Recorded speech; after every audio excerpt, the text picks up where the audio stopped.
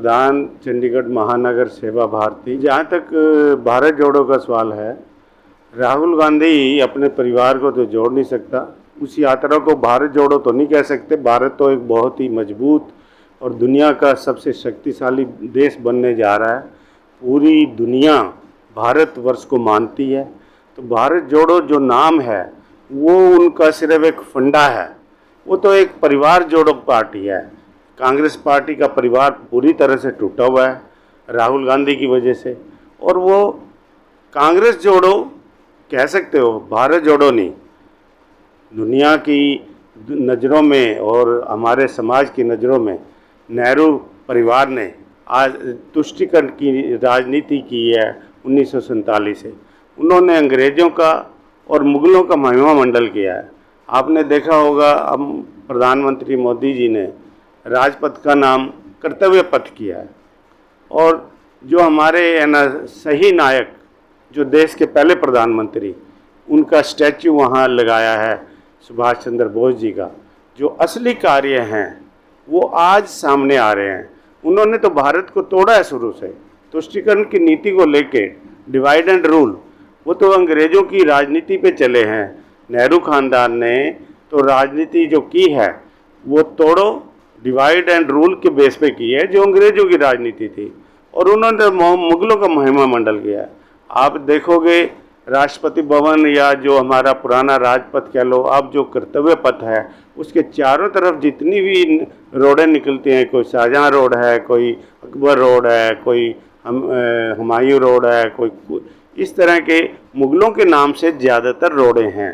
तो उन्होंने कभी ऐसा कार्य नहीं किया कि जो हिंदुस्तान के नायक हैं उनके नामों से है ना हमारी पहचान हो हिस्ट्री में सब जगह। तो नेहरू खानदान ने तो भारत को तोड़ा है, तुष्टीकरण की नीति से बांटा है बुरी तरह से, जात पात के भेदभाव को। उन्होंने तो हिंदू मुस्लिम को लड़ाया है। आज जो हिंदू मुस्लिम का सवाल बन रहा है वो सारा नेहरू की देन है, इंदिरा की देन है और राजीव गांधी की देन है। आज जो राहुल गांधी बात करता है, जब राजस्थान में कोई घटना होती है तो वहाँ चुप हो जाता है, और जहाँ अगर कुछ दूसरे प्रदेश में घटना हो जाती है तो जाति का रंग देने के लिए वहाँ प्रियंका और राहुल दोनों पहुँच जाते हैं। वो तो देश को तोड़ने का कार्य करते हैं। कांग्रेस कभी भारत जोड़ो का नारा जो देना, और कांग्रेस की सबसे बड़ी बेवकूफ़ी है भारत जोड़ो। भारत तो एक बहुत मजबूत देश है, जुड़ा हुआ मजबूत, एक दूसरे से यूँ कह लो कि हम एक दूसरे से समाज में बहुत अच्छी प्रकार से जुड़े हुए हैं, और अब बहुत अच्छी तरह से, पहले बलक बटा हुआ था, अब जुड़ रहा है।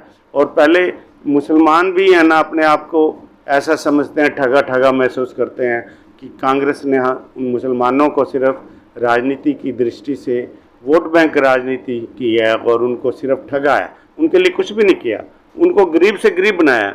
और रहा बात हिंदू का, वो हिंदू तो है ही नहीं, चाहे वो फिरोज गांधी को ले लो, चाहे वो राजीव गांधी को ले लो, चाहे वो नेहरू गांधी को ले लो, वो हिंदुओं को भी ठगते हैं हिंदू बन के। वो असली हिंदू तो है नहीं। एक तरफ वो मुस्लिम की बात करते हैं, एक तरफ हिंदू की बात करते हैं, ना वो मुस्लिम का फ़ायदा करते हैं ना वो हिंदू का फ़ायदा करते हैं। वो तो देश को तोड़ने का कार्य करते हैं। उनके ब्लड में तो देश तोड़ने के अलावा कुछ भी नहीं है। वो देश तोड़ सकते हैं, देश को जोड़ नहीं सकते। भारत जोड़ो बहुत बड़ी एक यूँ कह लो बंडल मिस्टेक है, एक नाम है, मगर भारत की जनता अच्छी तरह समझती है कि भारत जोड़ो नहीं, भारत तोड़ो का नारा उनको शोभा देता है। भारत जोड़ो का नारा कांग्रेस को शोभा नहीं देता। भारत जोड़ो की यात्रा की उनको, जैसे पहली यात्राएं हमारे यहाँ चंद्रशेखर जी ने निकाली, या आप और जितने लाल कृष्ण आडवाणी ने निकाली, जितनी यात्राएं निकाली, यात्राओं के बाद वो पार्टी पावर में आ गई। तो इसको किसी न किसी कांग्रेसी ने ये मत दिया होगा कि तुम अब यात्रा करो, और यात्रा करके फिर तुम्हें सत्ता में आने का एक रास्ता साफ होगा। जबकि जब राहुल गांधी जब तक कांग्रेस में है तो कांग्रेस तो एक मिटती जा रही है और पूरी तरह मिट जाएगी। राहुल गांधी के होते हुए कांग्रेस ऊपर उठ नहीं सकती, क्योंकि उसको बुद्धि नहीं है। अभी वो वही बात करता है जो बात उसको लगती है, वो सिर्फ अटैक करना जानता है नरेंद्र मोदी जी पे, जो इस समय पूरे विश्व के नेता हैं। उनका मकसद सिर्फ मोदी की क्रिटिसाइज करना है। और राहुल गांधी को आता क्या है? कुछ भी नहीं आता। उसने मनमोहन सरकार में कौन से बढ़िया काम किए थे? मनमोहन सरकार के अध्यादेश फाड़े थे, सरेआम सारी दुनिया को जानते हैं। घोटालों की सरकार रही है। यूपीए क्या थी? घोटालों की सरकार थी। तो यूपीए ने क्या किया? देश का बेड़ा गर्क किया। तो वो तो भारत जोड़ो की नारा देने से भारत जोड़ो नहीं जुड़ता। भारत तो जुड़ा हुआ है। वो तो भारत तोड़ो का नारा दे रहे हैं, वो भारत तोड़ रहे हैं। कहीं क्रिश्चियन पादरियों से ऐसी चर्चा करते हैं जो राजनीति में एक सूट ही नहीं करती। कहीं मुस्लिम से ऐसी बातें करते हैं जिससे देश टूटने के काम होते हैं। वो जितने भी कार्य कर रहा है वो भारत तोड़ने के कार्य कर रहा है, भारत जोड़ने के कार्य नहीं कर रहा। राहुल गांधी जब तक ये समझेगा नहीं, जब तक वो ख़त्म हो जाएगा, जीरो हो जाएगा। क्योंकि आरएसएस एक राष्ट्रवादी सामाजिक संगठन है जो सिर्फ देश के लिए काम करती है, राष्ट्र के लिए काम करती है, जिसके लिए राष्ट्र सर्वोपरि है। और उनके ब्लड में जो है राष्ट्र सर्वोपरि नहीं है। उनको तो बीजेपी और आरएसएस खटकते हैं। वो क्यों खटकते हैं? वो देश के नायकों को आगे ले आ रहे हैं। जिन देश के हीरो ने आज़ादी दिलाई वास्तविकता में, जिन देश के हीरो ने देश के लिए कुर्बानियाँ दी, आज आरएस और बीजेपी उनके महिमा मंडल कर रहे हैं, जो महिमा मंडल के असली हकदार हैं।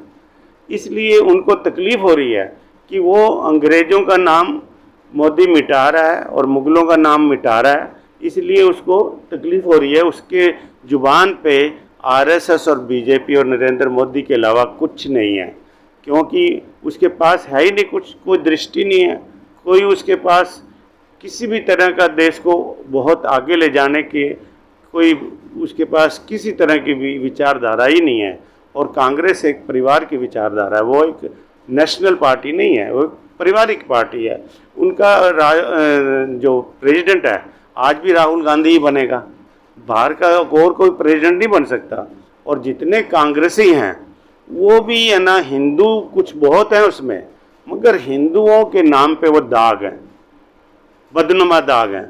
क्योंकि वो अपने जिस नेता को कुछ आता जाता ही नहीं उसी को अपना नेता मानते हैं।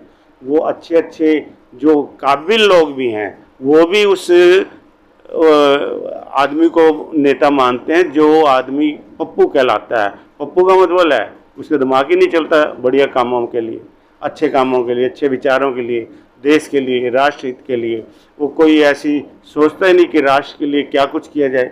वो तो सिर्फ नरेंद्र मोदी, आरएसएस, बीजेपी, इसके अलावा उसको कुछ आता ही नहीं। न्यूज़ एक्सप्रेस इंडिया के लिए चंडीगढ़ से पर्सन बर्मन की रिपोर्ट।